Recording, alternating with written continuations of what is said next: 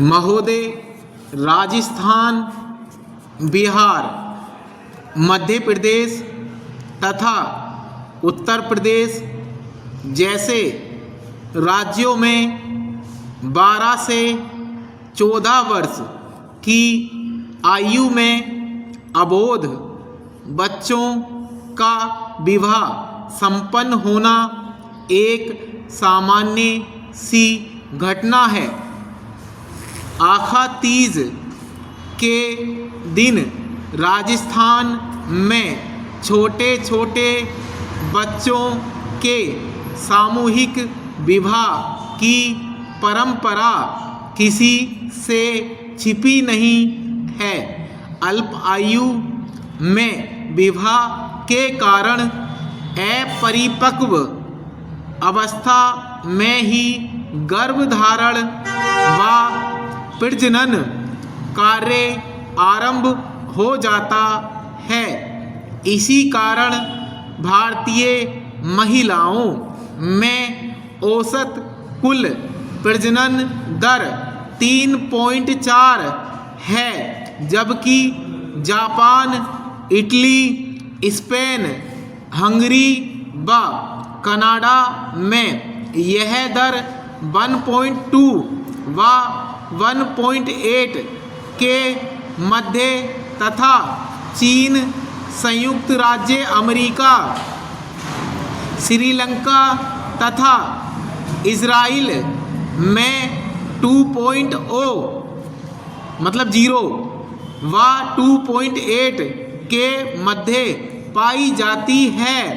महिलाओं में प्रजनन दर कम करने के लिए परिवार कल्याण कार्यक्रम के जरिए अनेक सरकारी प्रयास किए गए हैं, परंतु परंपरावादी विचारधारा, साक्षरता और सरकारी मशीनरी की सक्रियता में कमी जैसी समस्याओं के कारण भारतीय समाज में विशेष तौर पर ग्रामीण क्षेत्रों में गर्भ निरोधक आधुनिक उपायों, कंडोम, गोली, नसबंदी आदि का प्रचलन कम हो पाया है। जब गर्भ निरोधक उपायों का प्रचलन ही कम हो तो भला जनसंख्या वृद्धि के ग्राफ में गिरावट की आशा कैसे की जा सकती है।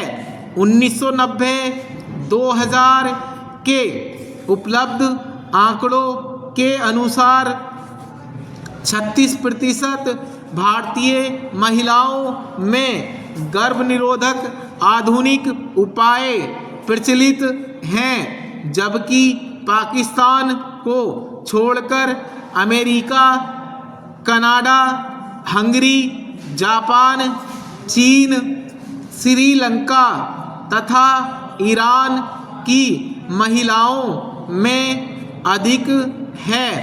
एक अनुमान के अनुसार विवाहित भारतीय महिलाओं के प्रजनन काल का 80% समय बच्चों को जन्म देने व उनको स्तनपान कराने में ही व्यतीत हो जाता है।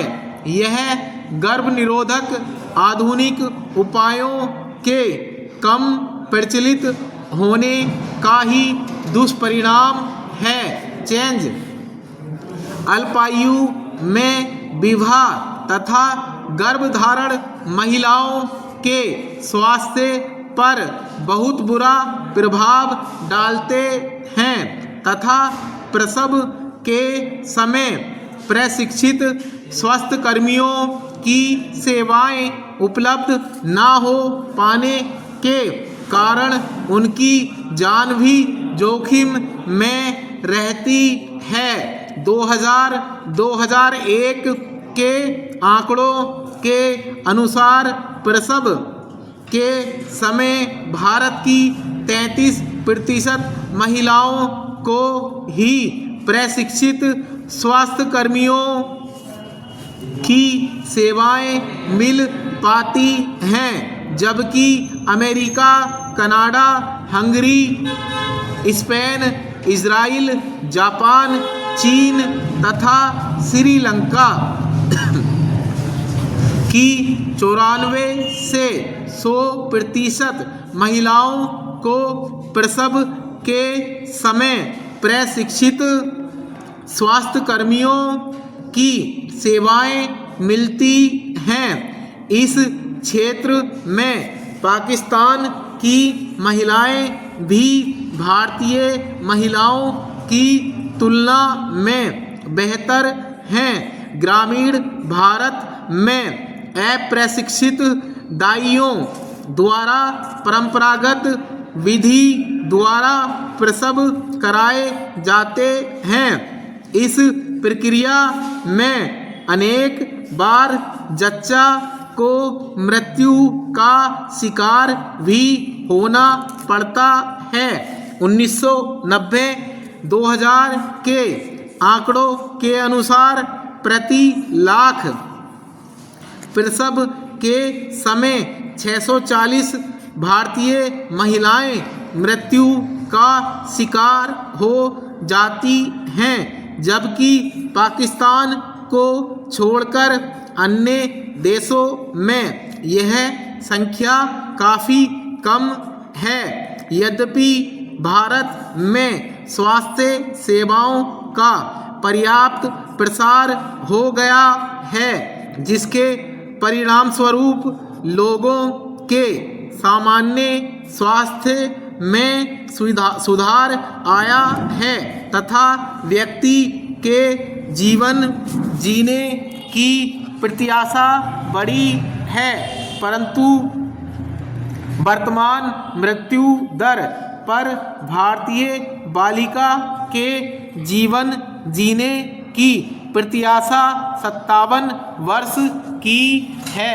चेंज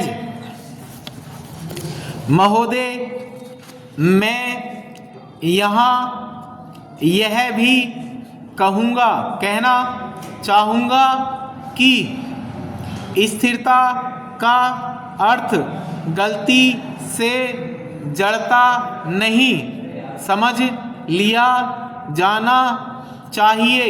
सुधारों के मूल में यह बात समझनी होती है कि परिवर्तन आवश्यक है।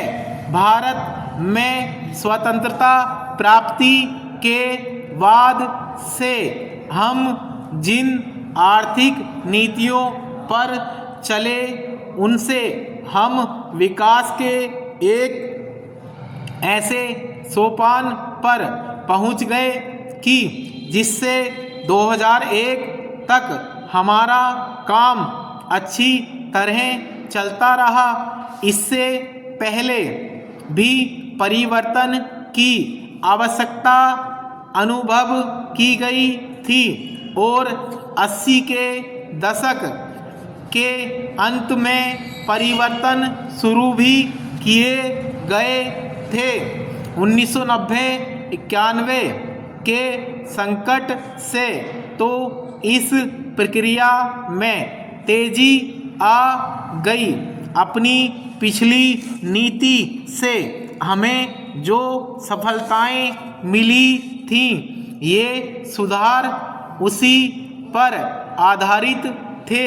यदि हम 1991 में नियमनों को दूर कर सके और उदारीकरण को जारी कर सके तो इसका कारण यह था कि प्रधानमंत्री के बुद्धिमत्तापूर्ण मार्गदर्शन में स्वतंत्रता प्राप्ति के बाद से हमारी अर्थव्यवस्था के विभिन्न क्षेत्रों ने प्रगति करके एक आंतरिक शक्ति प्राप्त कर ली थी। उनका घोषणा पत्र पार्टी का 1991 का घोषणा पत्र इस बात का स्पष्ट और बिल्कुल सही द्योतक है कि क्या आने वाला है। कृषि में अपनी प्रगति के फलस्वरूप हम आत्मनिर्भर हो गए थे। हमारे उद्योग इतने मजबूत बन गए थे कि बाहर के विदेशी संपर्क को वे झेल सकें। प्रतियोगिता के क्षेत्र में भी और सहयोग के क्षेत्र में भी हमारी नीति में एक निरंतरता बनी रही है, जिसके परिणाम स्वरूप हमें अपने सुधारों के लिए आधार मिला है। जो नई आवश्यकताएं आ रही थी और जो वास्तविकताएं सामने दिख पड़ रही थी, ये सुधार उन्हें देखते हुए किए गए थे। मुझे यह कहने में कोई संकोच नहीं कि भविष्य में भी हमारे सुधारों का सिलसिला इस बात पर निर्भर करेगा कि हमारे सामने कैसी घरेलू ज़रूरतें आ रही हैं। चेंज जैसे जैसे हम इन सुधारों पर चलते जाएंगे तो जहां कहीं उनकी कमियां नज़र आएंगी उन्हें दूर करने की चेष्टा की जाएगी। मैं सुधारों को बेहतर बनाने के लिए दिए गए सभी सुझावों का स्वागत करूंगा, चाहे वे आप सबसे मिलें, चाहे मेरे साथी राजनीतिक नेताओं से, चाहे व्यवसाय विशेषज्ञों से मिलें, चाहे जनता से, और यह सब हमारी सुधारों की नीति के अनुरूप होगा और वास्तव में तो यह उस नीति को मजबूत बनाएगा। कभी उस नीति को परिशुद्ध करने पर जोर देकर और कभी उसमें मानव हित पर ध्यान देकर, और ये दोनों पहले दिन से ही हमारी नीति का एक भाग थे। इस संबंध में मैं हाल में उस वाद विवाद की चर्चा करना चाहूँगा जिसमें सुधारों की आलोचना की गई है।